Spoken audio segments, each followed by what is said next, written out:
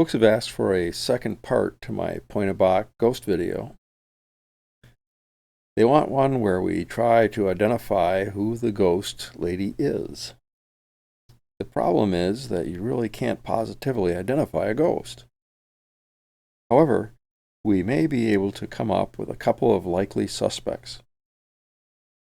First, let's look at the location. The Pointe Aux Barques lighthouse is somewhat out of the way in modern times. When it was established in 1848, the location was positively isolated. Surrounded by dense forest, the location of the lighthouse was a full 10 miles from the nearest settlement, which was the small village of Port Austin.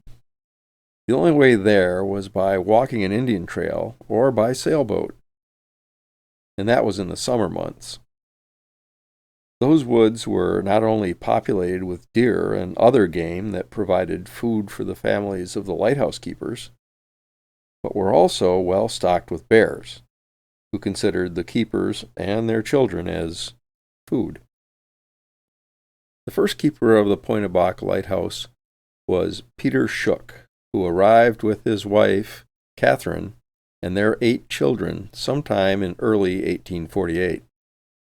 Considering that the U.S. government was paying Keeper Shook a total of $350 per year, which would be the equivalent of $12,236 in 2020. From April until December, that wage allowed the Shooks to carve out a life in the wilderness. Following the first season, Keeper Shook drowned in Lake Huron.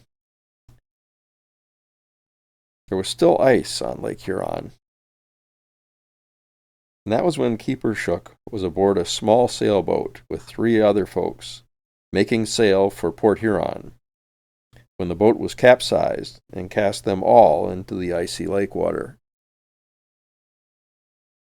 All 4 perished either from drowning or from hypothermia. Keeper Shook was buried at the Oakwood Cemetery in New Baltimore, Michigan, on the north shore of Lake St. Clair. So great was his wife Catherine's dedication to the light that she carried on as the keeper. This meant hauling buckets of whale oil up through the stone tower to keep a constant white light burning from dusk until dawn every single night during the navigation season. Plus, she and her children had to grow and gather food for the family and cut wood to keep the dwelling warm.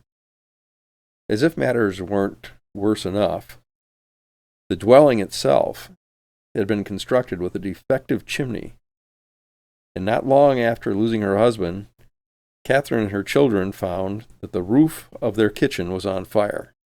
She was badly burned fighting the fire, but kept it from spreading to the main building. The family was forced to reside in a makeshift shack until the government could send a crew up to rebuild their quarters. On July 2, 1850, Superintendent and Inspector of Lights for the Northwest Lakes, Harry B. Miller, reported, quote, "Everything in passable order. Conduct of keeper good," unquote.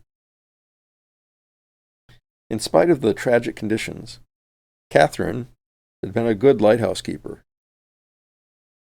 On March 19, 1851, shortly before the opening of navigation, she resigned her position as keeper and moved to New Baltimore, Michigan.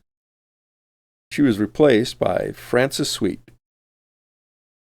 Catherine passed away in 1860 and was buried next to her husband in New Baltimore. Some folks speculate that the spirits seen in the window of the keeper's quarters and the ghostly woman that Pamela saw is Catherine Shook. However, many investigators of the paranormal contend that, among other things, ghosts are often the spirits of people who perished at that location or have some critical life business left undone at that location or have a deep spiritual attachment to the location. Catherine had none of these. She was finished with keeping the lighthouse and resigned the position on her own. She died in New Baltimore and was placed to rest with her husband. Another candidate was Mary Maiden Shaw. Mary arrived at the Pointe aux Barques lighthouse with her husband Andrew and their children after he was officially given the assignment as keeper on February 24th, 1863. Andrew Shaw would become one of the longest-serving keepers of the facility. He served until 1895. In 1866, however, Mary died one day after giving birth to their fourth child.